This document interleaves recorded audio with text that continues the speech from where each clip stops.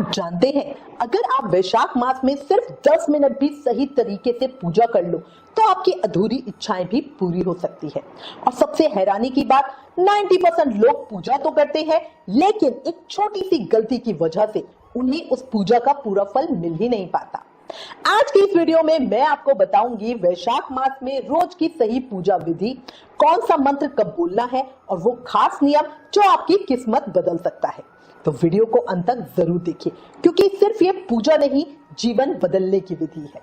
जय श्री राधा कृष्ण भक्तों, भगवान तक पहुंचने के लिए बड़े बड़े साधन नहीं, सिर्फ सही विधि और सच्चा मन चाहिए।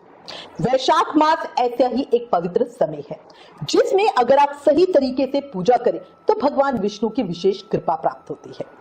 आज मैं आपको बिल्कुल आसान भाषा में सुबह उठने से लेकर पूजा खत्म होने तक स्टेप बाय स्टेप पूरी दिनचर्या बताती हूँ। प्रेम, मन और भाव के साथ एक जयकारे के साथ शुरू करते हैं।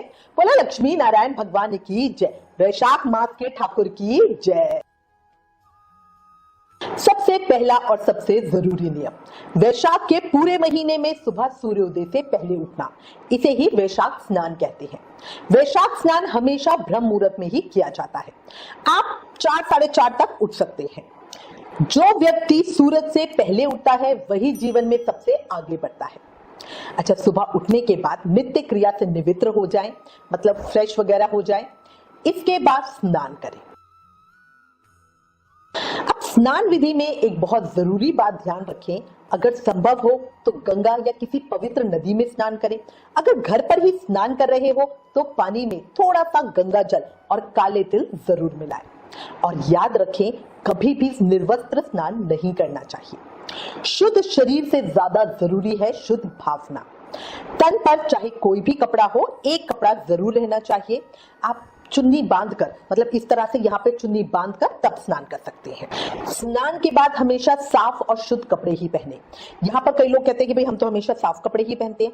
साफ कपड़ों का मतलब है, कई बार क्या होता है, जैसे आपने कोई कपड़े पहने कहीं बाहर गए और आके वही कपड़े आप उतार के रख देते हो, क्योंकि हैवी कपड़े हैं, आप रोज रोज तो वो धो नहीं सकते हो, ड्राई क्लीन वाले कपड़े हैं। अब आप सुबह सुबह उठ रहे हो और आपको मंदिर जाना और आपने वही कपड़े पहन लिए, तो वो पूजा में नहीं पहनने चाहिए। पूजा में चाहे हल्के कपड़े पहने, साधारण कपड़े पहने, बट साफ धुले हुए कपड़े ही पहनने चाहिए। अब बात आती है सबसे महत्वपूर्ण स्टेप, पहले दिन यानी चैत्र पूर्णिमा को आपको सबसे पहले अपने वैशाख स्नान का संकल्प लेना है। वैशाख स्नान हमेशा चैत्र पूर्णिमा से ही शुरू किया जाता है और वैशाख पूर्णिमा पे उसका उद्यापन होता है। कई लोग वैशाख प्रतिपदा से वैशाख स्नान शुरू करते हैं, जो सही नहीं है। या तो चैत्र पूर्णिमा से या चैत्र शुक्ल पक्ष जो कामदा एकादशी होती है उसी से हमें वैशाख स्नान का संकल्प लेना चाहिए। पहले दिन हम मंत्र बोलेंगे, मधुसूदन देवेश वैशाखे मेषेग रवो प्रातः स्नान करिष्यामि निर्विघ्नं कुरु माधव। इसका मतलब है, हे भगवान मधुसूदन, हे देवेश्वर, हे मेरे माधव, मैं सूर्य के मेष राशि में स्थित होने पर वैशाख मास में प्रातःकाल स्नान करूंगी, आप इसे निर्विघ्न पूर्ण कराइएगा। अगर आप संस्कृत में नहीं बोल सकते तो हिंदी में जो मैंने अभी मतलब बताया है वो भी बोल के आप संकल्प ले सकते हो। अब अगला और बहुत शक्तिशाली नियम है, रोज सूर्योदय के समय सूर्य देव को जल अर्पित करना। ऐसा माना जाता है कि सूर्य की पहली किरण के साथ अर्पित किया गया जल सीधा भगवान विष्णु को मिलता है। सूर्य को जल पूर्व दिशा की ओर मुख करके तांबे के लोटे से ही जल अर्पित करें। जल में लाल फूल, कुमकुम और चावल डालना बहुत फलदायी होता है। अगर उपलब्ध हो तो तांबे के लोटे में कुशा भी डाल सकते हैं। कुशा मिले जल को अर्पित करने से रोगों से मुक्ति मिलती है। याद रखें, जल जमीन पे ना बहे, इसीलिए नीचे कोई गमला या कोई पात्र रख सकते हैं। अगर आपने कोई पात्र रखा है तो बाद में वो जल आप चिड़िया वगैरह के लिए रख सकते हैं। अर्घ देते समय एक मंत्र जरूर बोले, वैशाखे निषेग भानो प्रातः स्नान परायणः अर्धम तेहम प्रदस्यामि ग्रहण मधुसूदन। याद रखें, ये मंत्र रोज बोले, बहुत फलकारी होता है। अब शुरू होती है मुख्य पूजा विधि। अगर आप शिव विग्रह की सेवा करते हैं, अगर आपके सेवित शिव विग्रह है तो उनका बढ़िया स्नान करवाएं और सुंदर श्रृंगार करें। अगर नहीं है तो अपने घर के मंदिर को साफ करें और भगवान विष्णु की आप चित्र की पूजा कर सकते हैं। तुलसी दल और शहद अर्पित कर सकते हैं। भगवान विष्णु के साथ इस महीने में मां लक्ष्मी की आराधना जरूर करें। लाल गुलाब का फूल या कमल का पुष्प मां लक्ष्मी को जरूर अर्पित करें, इससे अटूट धन की प्राप्ति होती है। जहां विष्णु का वास होता है वहां लक्ष्मी अपने आप आती है, याद रखें। पूजा के बाद ज्यादा से ज्यादा मंत्र जाप करें। सबसे शक्तिशाली मंत्र है ओम नमो भगवते वासुदेवाय। अगर आपने गुरु दीक्षा ले रखी है तो अपने गुरु मंत्र का जाप करें। साथ में वैशाख माह का महत्तम और वैशाख की कहानियां जरूर सुनें। कथा सुनना ही नहीं, समझना भी भक्ति का हिस्सा है। आपको हमारे श्याम दीवानी चैनल पर रोज वैशाख मास का एक महत्तम सुनने को मिलेगा। वैशाख मास में हमारा नियम होता है कि हमें रोज नियम से वैशाख महत्तम का एक अध्याय और वैशाख मास की 5 कहानियां सुननी होती है। तो वैशाख की कहानियां भी और वैशाख मास का महत्तम भी आपको रोज हमारे चैनल पे सुनने को मिलेगा।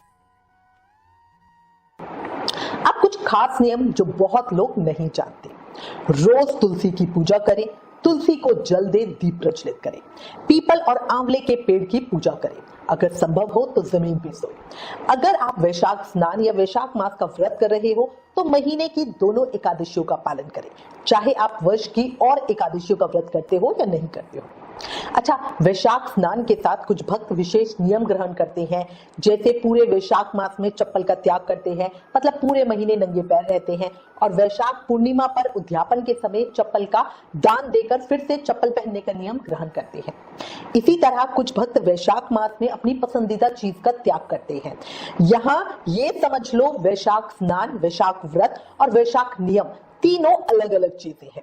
भक्त कोई एक या तीनों भी कर सकते हैं। मतलब अगर कोई भक्त चाहता है कि मैं सिर्फ वैशाख स्नान करूं, सूर्योदय से पहले उठूं, पूजा करूं, शाम की पूजा करूं, तो वो इसको वैशाख स्नान कहते हैं, वो सिर्फ वैशाख स्नान कर सकता है। वैशाख व्रत होता है पूरे दिन में एक समय अन्न और नमक खाना। तो अगर भक्त चाहता है कि मैं वैशाख स्नान के साथ वैशाख व्रत करूं तो वो ये भी कर सकता है। अगर वो चाहता है कि नहीं वैशाख व्रत तो मुझसे नहीं होगा, मैं सिर्फ वैशाख स्नान कर सकता हूं, तो वो भी कर सकता है।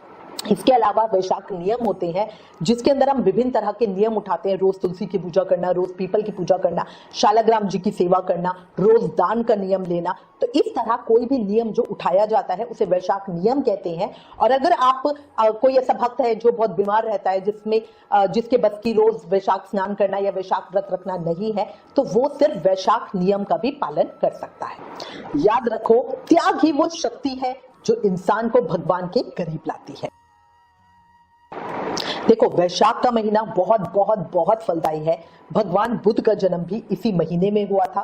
वैशाख पूर्णिमा यानी बुद्ध पूर्णिमा के दिन नदी में दीपदान करना, और अगर कुछ भी ना हो पाए तो रोज कथा सुनते हुए पूजा ही कर लेना। मतलब वैशाख महत्तम सुनने मात्र का बहुत अधिक फल है। तो अगर कोई साधक है जो वैशाख स्नान भी नहीं कर सकता, वैशाख व्रत भी नहीं कर सकता और वैशाख नियम भी नहीं उठा सकता कि भाई मुझे तो कहीं आना जाना पड़ता है, मैं कोई वैशाख का नियम भी नहीं ले सकता, तो वो कम से कम वैशाख महत्तम जरूर सुने। ये अपने आप में बहुत बहुत फलदायी है। वैशाख मास में अक्षय तृतीया आती है, सीता नवमी आती है, जब सीता मैया का प्राकट्य हुआ था। बहुत विशेष फलकारी दिन है। वरुथनी एकादशी और निम्बक संप्रदाय के वल्लभाचार्य जी का प्राकट्य भी इसी महीने में हुआ था। हमारे राधा रमन जी का प्राकट्य भी वैशाख पूर्णिमा पे ही हुआ था। तो ये बहुत फलकारी समय है, इसका उपयोग जरूर करना। तो भक्तों, भगवान तक पहुंचने के लिए रास्ता कठिन नहीं, बस नियमित और सच्चा होना चाहिए। वैशाख मास एक ऐसा मौका है जो खुद को बदलने का, अपने जीवन को बेहतर बनाने का समय है। इसीलिए अपनी सामर्थ्य के अनुसार इस महीने में कुछ ना कुछ नियम जरूर ले। अगर ज्यादा कुछ ना कर पाए तो कम से कम रोज वैशाख महत्तम और वैशाख मास की कहानियां सुनते हुए पूजा कर लो, इसका भी बहुत उत्तम फल होता है। अगर आपको ये जानकारी अच्छी लगी हो तो इसे ज्यादा से ज्यादा शेयर करें। ज्ञान बांटने से बढ़ता है, इसलिए इस वीडियो को प्लीज शेयर करें। Please like, share and subscribe. Thank you. जय श्री राधा।